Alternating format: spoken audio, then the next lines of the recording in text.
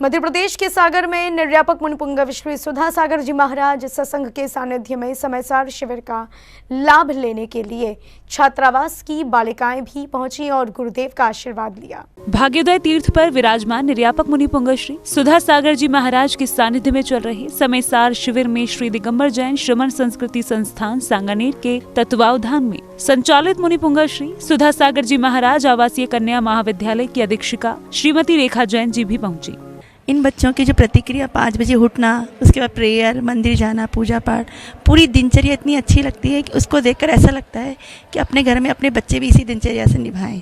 और जो ये पढ़ने जाते हैं, आज पूरे समाज के बीच में इतना हजारों इंसानों के सामने इतना अच्छा स्टेज पे बोलना, टीवी पे आना, ये सब इतना अच्छा लगता है कि आज मेरे बच्चे भी ऐसे होते हैं। और जो यहाँ समयसार जी पढ़ रहे हैं, उसका इतना अच्छा ज्ञान इन बच्चों को मिल रहा है। 450 गाथाएं एक झटके में सुना देते हैं। कंप्यूटर का बटन भी थोड़ा लेट दबता है, ये उसको भी मात कर रही हैं बच्चे। और इतना शुद्ध उच्चारण बोलना, प्राकृत भाषा में पढ़ना, ये बच्चों का सारा देन गुरु जी की देन है। वहीं मुनिपुंगव श्री सुधा सागर जी महाराज के दर्शन करने आई छात्रावास की बालिकाओं ने अपने उद्गार व्यक्त किए। जब हमें समयसार जी शिविर के बारे में फर्स्ट ईयर से यहाँ आने का मौका मिलता है तो हमारे मन की अनुभूति बताना इतना सरल नहीं है। बस मैं ऐसा कहना चाहूँगी कि जिस प्रकार चतुर्थ काल में महावीर भगवान का समूशरण देखकर सारे श्रावकों को अनुभूति हुई, वैसे ही मुझे अपने गुरुदेव को मंच पर आश्रित होकर और उनकी दिव्य ध्वनि सुनकर ऐसी ही अनुभूति हुई। और यहाँ आकर हमें बहुत कुछ सीखने को मिलता है गुरुवर के द्वारा। रोज़ उनके प्रवचन आदि के द्वारा हमें जो भी संबोधन मिलता है, हम चाहते हैं कि हम अपनी दैनिक क्रियाओं में भी उसे ला सकें।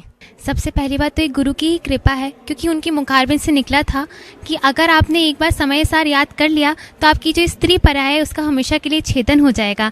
इसलिए हमारा सौभाग्य कि हमें ऐसे महान ग्रंथ को गुरु से अध्ययन करने का और उसको याद करने का अवसर मिला।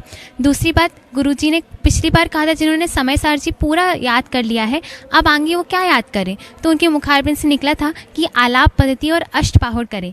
तो उनके वचनों का ही चमत्कार है जो आज हम उनको सुना पाए।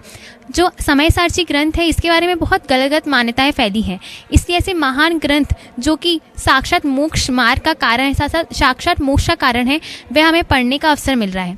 अष्टपाहुर ग्रंथ भी बहुत प्रासंगिक ग्रंथ है, क्योंकि इसी में आचार्य श्री कुंद महाराज ने अपने गुरु भद्रबाहु स्वामी का नाम उल्लेख किया है।